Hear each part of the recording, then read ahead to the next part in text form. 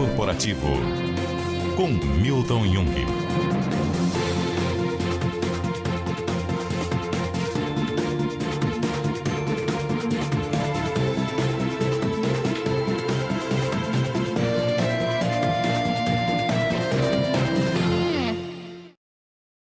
Olá, tudo bem com você? Seja muito bem-vinda, seja muito bem-vindo a mais um capítulo do Mundo Corporativo, que hoje se dedica a falar sobre gestão de negócios, integração de empresas, cultura organizacional, oportunidades no setor de seguros. O nosso convidado é Eduardo Dalry, CEO do Grupo HDI. Eduardo, muito obrigado pela gentileza de ter aceitado o convite aqui do Mundo Corporativo. Um bom dia para você. Bom dia, Milton Jung, bom dia aos seus ouvintes, agora telespectadores também, enfim.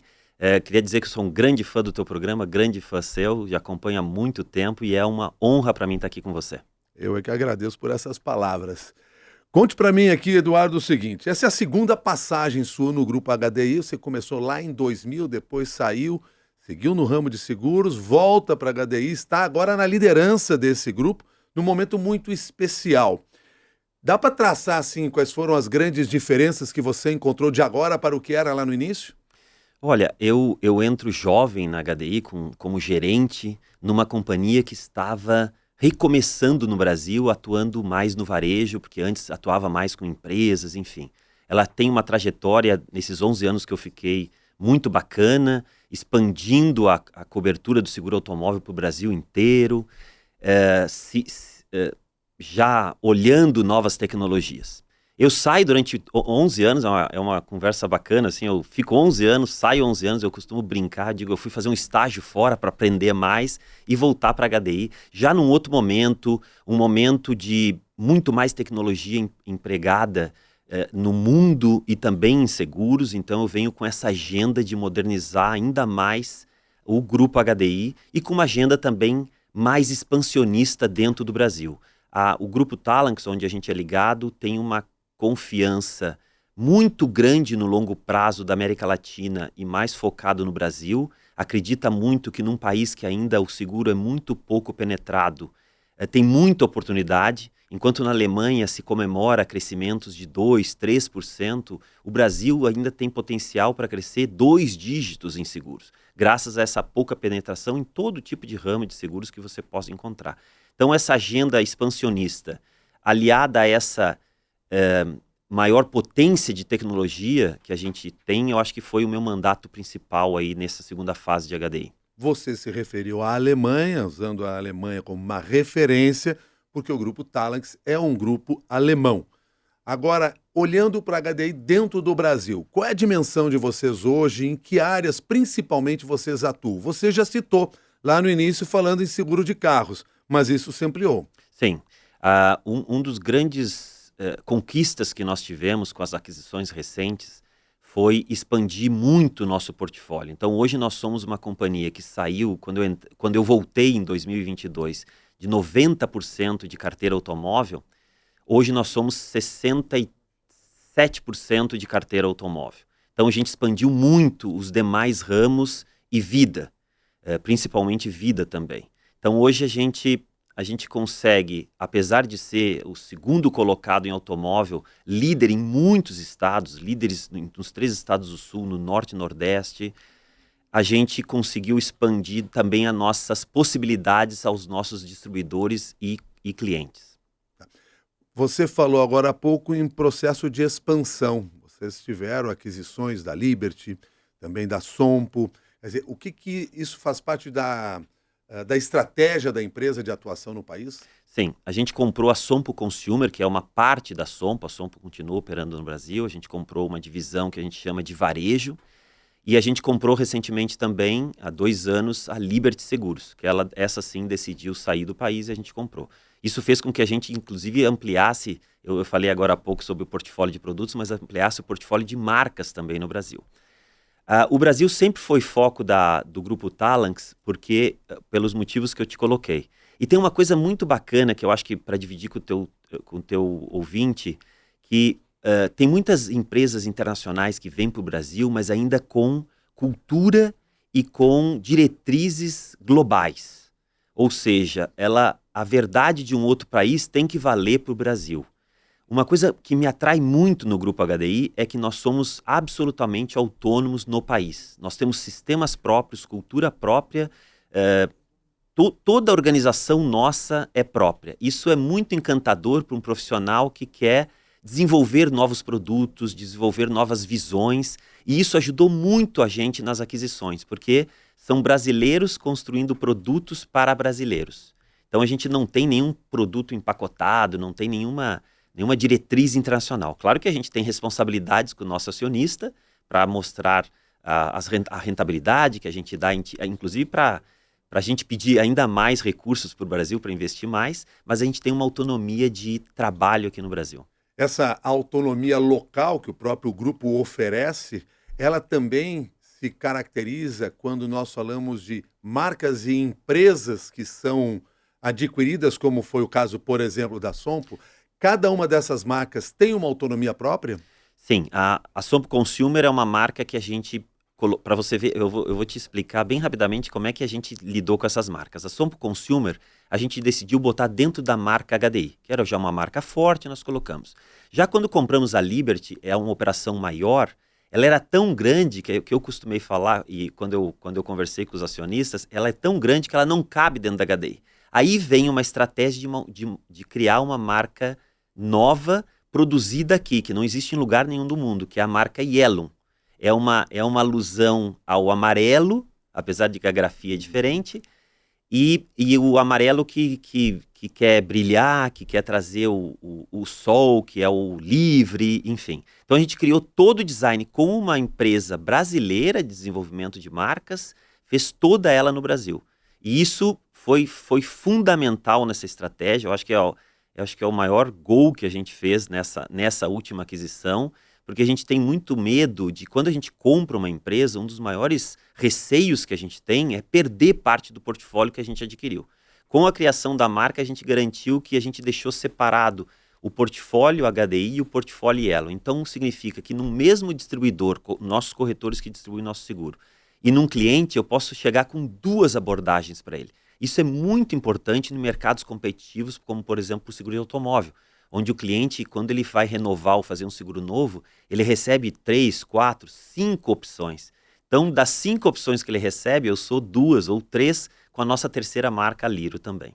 Agora, deixa eu entender o seguinte, porque quando se adquire, quando se compra uma outra empresa, não é só um CNPJ que vem. É uma série de profissionais, uma cultura que chega junto. Como é que se unifica esta cultura, se é esse o objetivo realmente? Ou que tipo de trabalho você que está na liderança do grupo tem de desenvolver para que essas pessoas também não percam as suas características, a sua personalidade? Olha, essa é a observação mais importante que eu aprendi nesses processos de aquisição. É a cultura. Eu costumo dizer que as duas coisas mais importantes quando você adquire uma empresa em seguros é você tomar cuidado com os talentos, porque é um mercado muito técnico. Imagina, nós estamos falando de preço de seguros, de aceitação de seguros, de distribuição de seguros. Então, os talentos, você reter os talentos é uma das coisas mais importantes na aquisição. A segunda coisa é os distribuidores. Eu preciso convencer os distribuidores que, apesar da HDI estar comprando, ele vai continuar tendo opções, ou 2, 3 opções no mercado. Isso é muito importante. Falando da cultura, sim.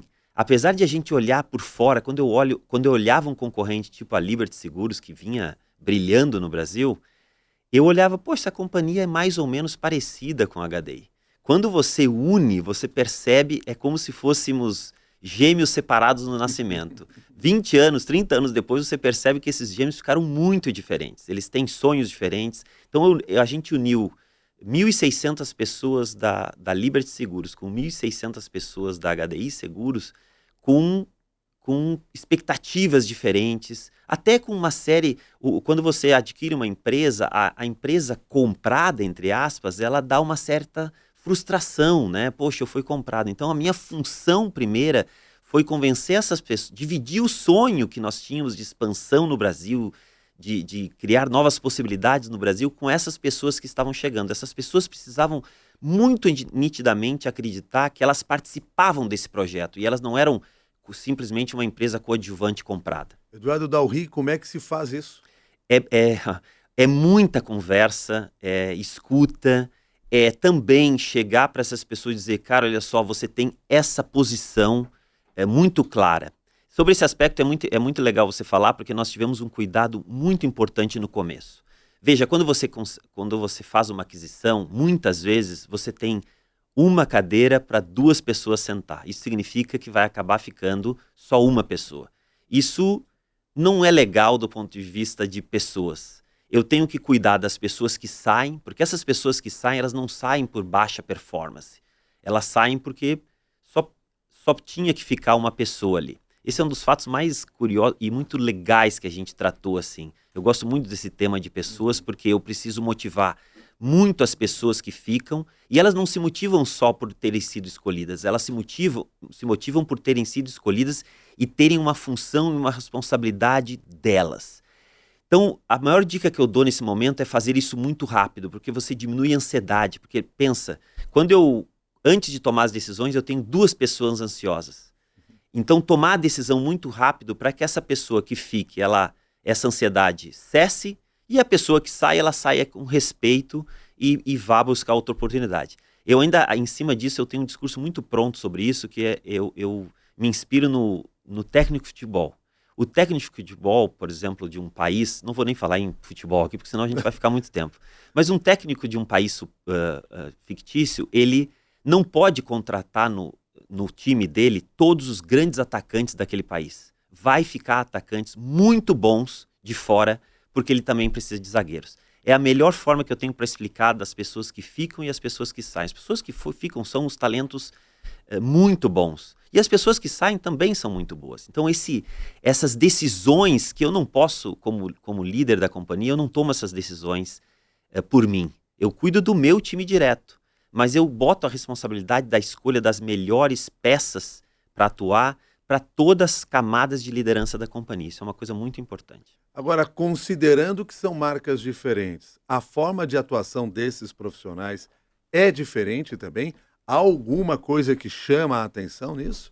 Ou eles têm um padrão de atendimento? Não, isso é uma coisa muito importante que a gente também fez. A gente não deixou se criar silos e times de marcas dentro da companhia ou de empresa. Então, quando eu falo que uma pessoa é responsável pelo seguro de automóvel ou pelo seguro de residencial, esse diretor ou superintendente, ele cuida de todas as marcas. O senso que tem nesses departamentos é que ele cuida de tudo. O que é diferente para fora são as atuações das marcas. A Yellow é uma marca mais premium, a HDI Seguros é uma marca mais que lida no mercado geral com todas as marcas, e a Liro é uma marca mais para o primeiro acesso de seguros. Então, esse líder e a equipe é responsável por todas as marcas. Meu receio era departamentalizar as marcas e aí começar uma briga interna de quem vai ter mais recursos ou menos recursos da empresa. Isso depois de 2 anos, eu posso dizer que a gente atingiu muito bem os objetivos de criar uma única cultura e dentro nós somos um grupo HDI. Por isso que uma curiosidade nossa é que a gente criou esse grupo HDI só no Brasil. Porque eu não queria deixar as pessoas pensarem que elas pertenciam à marca Yellow, ou marca HDI, ou marca Liro. Elas pertencem ao grupo HDI. Eduardo Dalry, onde é que você foi buscar conhecimento para tratar pessoas, assim como você aprendeu a tratar seguros lá no início da sua carreira? Olha, uma ótima pergunta. Essa é inusitada para mim. Olha, eu acho que eu fiz faculdade, fiz pós-graduação, MBA. Eu sempre gostei do tema de pessoas, mas eu acho que a prática, ela me ensinou muito. Por quê? A HDI, na minha primeira passagem, ela adquiriu uma empresa em 2005. Nessa época, eu era um superintendente, eu não estava conectado com a decisão estratégica de compra, de o que fazer, para onde ir. Eu era a pessoa que estava lá no campo. E eu sentia a aflição das pessoas, as angústias das pessoas lá na empresa. Na época, nós adquirimos a HSBC Auto e Bens. Então, eu estava lá 2 vezes por semana, 3 vezes por semana, lá em Curitiba, onde era a matriz dessa seguradora, e lidando com isso. Isso me ajudou muito a depois, quando eu estava já num nível estratégico para lidar, para pedir atenção especial às pessoas, porque no final das contas era o que ia valer. Eu não posso dispor de uma pessoa que atende um corretor muito bem Porque essa pessoa, se eu tiro ela, ou uma pessoa que tem todo o conhecimento da empresa adquirida, se eu tiro ela, eu perco exatamente todo o investimento que eu fiz financeiro nessa compra. Então, acho que esse aprendizado ao longo do meu tempo aí de aquisições foi muito importante. Eu já fui comprado também. Antes de vir para a HD, eu trabalhei numa empresa já como vice-presidente e a minha unidade inteira foi vendida para outra. E aí então eu tenho moral, por assim dizer, para falar para as pessoas, olha só, eu já estive no teu lugar. E eu já estive no lugar do comprador. Então eu não deixo as pessoas se envaidecer por terem comprado uma empresa e nem tampouco as pessoas que foram, entre aspas, compradas da empresa compradora se cercarem de uma insegurança muito grande quanto a isso. Eduardo, vamos lá. Sobre mercado de seguros no Brasil. O brasileiro continua segurando mais o seu carro do que a sua vida?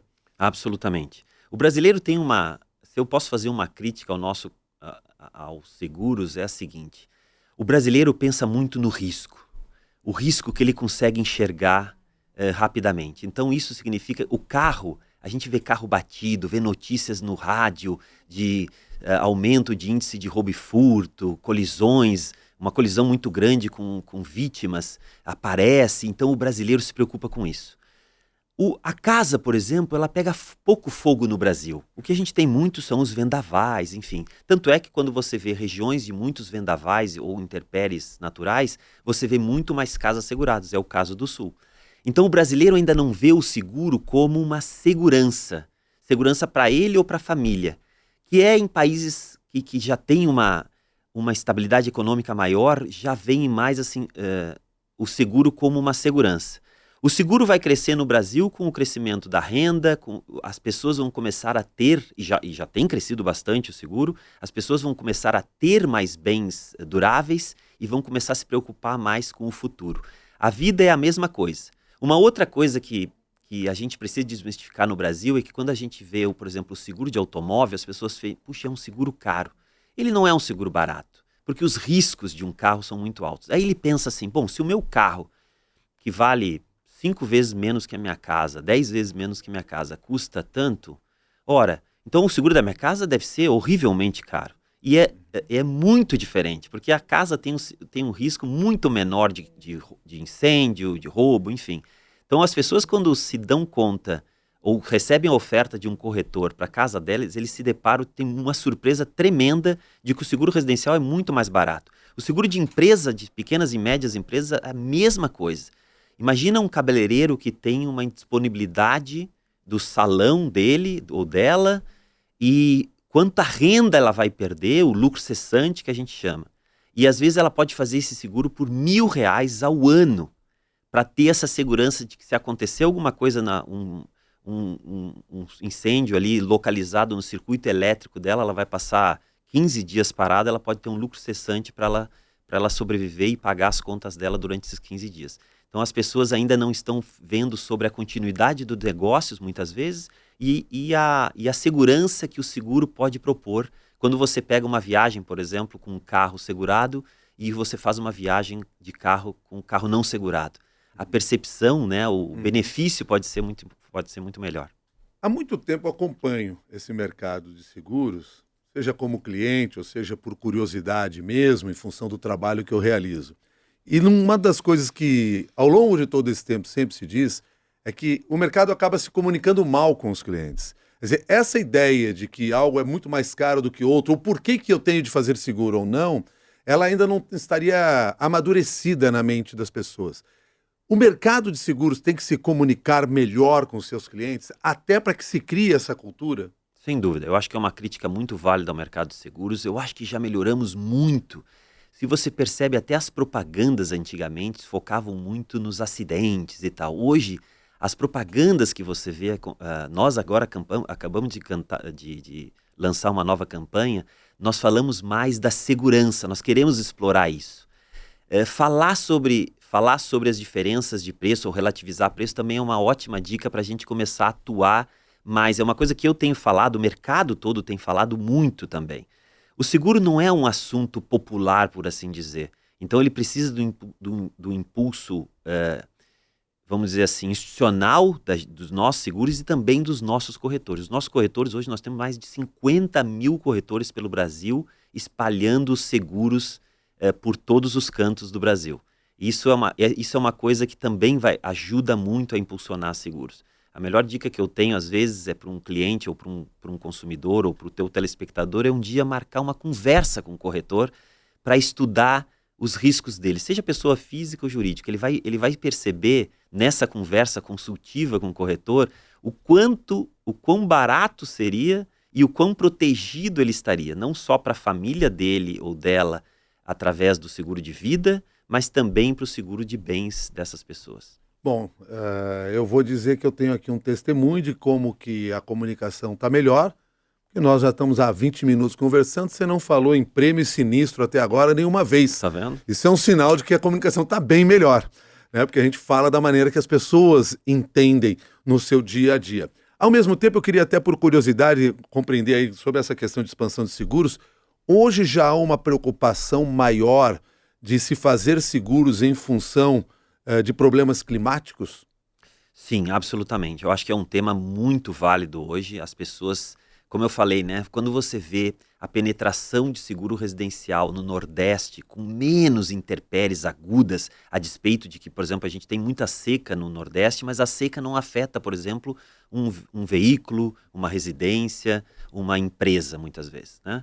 No Sul, isso já é muito evidente. Só que agora as catástrofes naturais, elas estão expandindo, não só no Sul, estão subindo, enfim.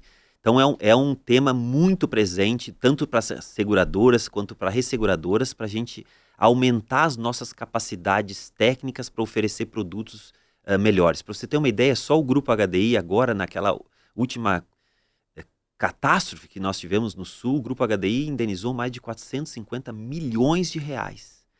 Eu costumo dizer que tem um vizinho que perdeu um carro sem seguro e ele olhou para o outro vizinho que perdeu o carro, mas tinha seguro. E uma coisa curiosa que aconteceu na catástrofe do Sul, do ponto de vista de seguro, apesar de todas as perdas de vidas, que foram a mais importantes, sem dúvida, mas nós começamos a pagar o seguro, e o mercado se mobilizou para isso, tá? Eu não estou aqui para fazer só propaganda da HDI, o mercado se mobilizou, nós chegamos a pagar seguros em menos de 24 horas, do veículo.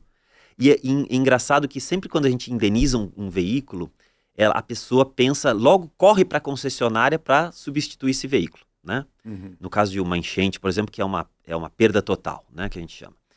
Esse cliente, ele pegou esse veículo para recompor ou reformar a própria casa dele, ou para comprar roupas, porque ele estava hospedado no vizinho, ou estava hospedado no cunhado, ou nos pais. Então é a primeira vez que a gente viu assim, esses mais de 4.800 veículos que a gente indenizou, a pessoa utilizando muitas vezes o veículo para se recompor um pouco, para dar um pouco de conforto para a família. Então a função social do seguro é muito, muito importante. E, infelizmente, naquela visão do risco, as pessoas estão começando a se preocupar mais e mais nesse sentido. O seguro de residencial aumentou muito no Sul depois da catástrofe, por exemplo. A HDI tem investido muito em inteligência artificial e análise de dados? Absolutamente. A gente, não só no Brasil, mas globalmente, a agenda do momento é essa, é ganhar capacidade. Você sabe que o seguro sempre lidou muito com dados, desde da década de 70, com poucos dados, poucas informações, até agora que a gente tem disponibilidade de bases de dados externas, internas. A inteligência artificial é um forte aliado para a gente analisar dados e trazer produtos e preços mais customizados para os clientes, como um exemplo de uso. Quais as mudanças mais visíveis essa tecnologia já trouxe? Olha, para o cliente é um sinistro, né? uma regulação de uma colisão ou de uma residência muito mais rápida. Então eu não preciso de uma pessoa analisando cada trecho de um aviso, de um sinistro, alguma coisa, mas a inteligência artificial faz todo esse trabalho para o meu analista para que a gente rapidamente consiga pagar um sinistro. Eu ouso dizer, porque nós temos uma empresa de assistência 24 horas também. O nosso grande gol para o futuro é quando uma pessoa vai ter um carro guinchado no futuro muito próximo, ele vai ter um carro guinchado e antes mesmo que ele chegue na casa dele já tem uma comunicação que aquela colisão dela tá regulada e ela já pode ir para uma oficina. Ou seja, ela não precisa nem fazer um aviso de sinistro para ter o carro regulado. É acabar com a burocracia total de um seguro de automóvel. Me dá um exemplo prático aqui para que a gente enxergue como é que vocês estão usando a inteligência artificial pensando na experiência do cliente. Olha, hoje, por exemplo, a gente já tem um piloto já em quase expansão, que é analisar as fotos de sinistro que as nossas oficinas parceiras nos mandam e eu automaticamente, sem interferência humana, já mandar para a oficina o ok para a liberação. Uma liberação que poderia acontecer em 72 horas, ela acontece imediatamente para a oficina. Isso significa que o cliente vai ter o carro reparado muito mais rápido e vai voltar à vida normal muito mais rápido com aquele veículo. Você já me disse que também estão usando essa inteligência para tentar conter fraudes. Conter fraudes também. O que acontece no seguro hoje tem uma parcela muito pequena de fraudadores. Esses fraudadores estão melhorando cada vez mais as suas habilidades e nós passamos a nossa inteligência artificial em todos os nossos sinistros. Quando a gente detecta uma anomalia, a gente manda para um perito especializado. A inteligência artificial ajuda a diminuir o tal do falso positivo, ou seja, a gente acerta mais naquele sinistro irregular e a gente precisa de menos reguladores para fazer isso e, eventualmente, quando é um sinistro que a gente só levantou uma luz amarela, mas ele não tem problema, a gente bota ele para esteira novamente muito mais rápido. Então, é uma corrida muito bacana, de uso de muita inteligência artificial para a gente trazer, tornar o seguro mais barato, porque quando você tem mais fraude, você paga sinistros irregulares, isso acaba voltando para o preço, então a gente volta para o cliente com seguros mais competitivos, mais adequados ao risco dele, e ao mesmo tempo também torna o seguro ainda mais rápido, uma liquidação de sinistro. Você me explicava antes da gente começar a conversar que assim como vocês utilizam a inteligência artificial para identificar a avaria num carro, quanto ele ficou lá prejudicado no acidente, também já tem quem use e fraude a imagem. Mas já há a contra-espionagem, diríamos assim, para tentar identificar quando essa imagem que está sendo enviada é uma fraude? Exato. Hoje tem muita manipulação de imagens, de vídeos, e não seria diferente também nesse mundo aí de fraude. Então hoje tem muita gente que manda fotos manipuladas por inteligência artificial, só que nós temos um detector de fotos manipuladas por inteligência artificial. Então a gente consegue pegar muita, por exemplo, nesse processo a gente já pegou sinistros que enviam a mesma peça em vários sinistros. A mesma peça utilizada em vários sinistros. A gente consegue agora, num processo manual ou semi-manual, a gente teria um analista analisando um sinistro e vendo essa peça variada e outro sinistro olhando a mesma peça, mas em outro sinistro, em outro contexto. A inteligência artificial agrupa tudo isso e acende uma luz amarela para os nossos avaliadores. Olhando ainda a questão da tecnologia, mas na outra ponta, na ponta inicial, vocês conseguem já utilizar todo esse processo, essas análises de dados, até para definir cada vez mais, de forma apurada, qual é o risco de determinado cliente? Sem dúvida. As seguradoras, no passado, elas foram evoluindo aos poucos, né? Um seguro no passado, a gente perguntava o tipo de carro via o CEP, que a pessoa, o estado que ela morava, e era o valor do carro, e a idade. Depois foi para o perfil, que a gente perguntava dados da pessoa, sexo, idade, estado civil. Hoje em dia, a gente precisa perguntar muito pouco, porque a gente pega os dados externos, a gente pega os nossos bancos de dados, e a gente consegue chegar a um preço muito mais adequado para o risco do indivíduo. A grande corrida de uma seguradora, quando eu falo em competição, é eu acertar muito melhor o preço para cada indivíduo. O nosso, eu diria assim, o nosso ápice da nossa montanha, de chegar ao topo da nossa montanha, é acertar na vírgula o preço que eu deveria cobrar para cada indivíduo. Isso é uma corrida que não tem fim. Mas a inteligência artificial generativa tem ajudado barbaramente. Como eu falei no começo, uma seguradora, o grande insumo de uma seguradora são dados. Como as seguradoras, ao longo do tempo dela e do tamanho que a HDI tem, ela tem muitos dados, a gente tem uma vantagem competitiva se a gente conseguir utilizar a inteligência artificial cada vez mais. A inteligência artificial se fala muito na moda hoje, mas as seguradoras, de forma geral, já usam machine learning há muitos anos. Só que agora a inteligência artificial generativa deu ainda uma força ainda maior para esse impulso, né? Da mesma forma que a tecnologia ajuda vocês, também tem ajudado a criação de startups nesse segmento de seguros. Esse é um desafio para vocês nesse momento, e aí eu até aproveito, para a gente fechar aqui essa nossa conversa, que você trace para nós assim, qual é o seu principal desafio nos próximos anos à frente do Grupo HDI. Olha, não, as startups, nós temos 2 tipos de startup orbitando o mercado de seguro. As diretas que estão oferecendo seguros, e eu acho que naquele começo de papo a gente falou sobre a divulgação de seguros. Eu acho que toda a competição é muito bem-vinda, eu falo isso honestamente, é muito bacana, porque quanto mais gente fizer, se uma concorrente faz propaganda de seguros, eu me beneficio também, e as startups ajudam nisso, e tem as startups que elas servem o mercado de seguro, e startups oferecendo inteligência artificial, oferecendo formas de atender o cliente diferente, enfim. Então acho que quanto mais, ainda mais num país tão subpenetrado como o brasileiro, quanto mais iniciativas a gente fizer, melhor. Falando de desafios, eu acho que o grande desafio que a gente tem no mercado é trazer o seguro, a consciência de seguro para mais e mais brasileiros. Nós vamos ter um país mais estável, porque quando acontece uma tragédia, a gente não depende só do governo, a gente também tem uma força dos seguros apoiando, e o seguro todo, por exemplo, na tragédia do Sul, foram mais de 7 bilhões que foram retornados à sociedade. Então, trazer o seguro na primeira pauta do consumo no Brasil, eu acho que é um grande desafio, e expandir essa carteira. E, obviamente, o Grupo HDI quer ser protagonista nesse seguro. Eduardo Alri, quero agradecer a sua gentileza, ter aceitado o nosso convite. Obrigado também aí pelo compartilhamento do seu conhecimento com o nosso público, e até uma nova oportunidade. Muito obrigado pela oportunidade. Eduardo Alri, CEO do Grupo HDI, conversou com você aqui no Mundo Corporativo. Essa entrevista completa fica à sua disposição no canal da CBN no YouTube.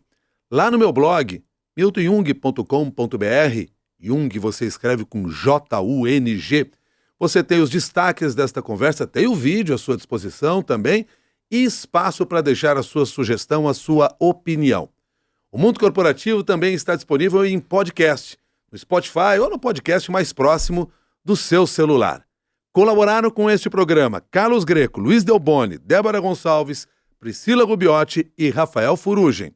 Até o próximo capítulo do Mundo Corporativo.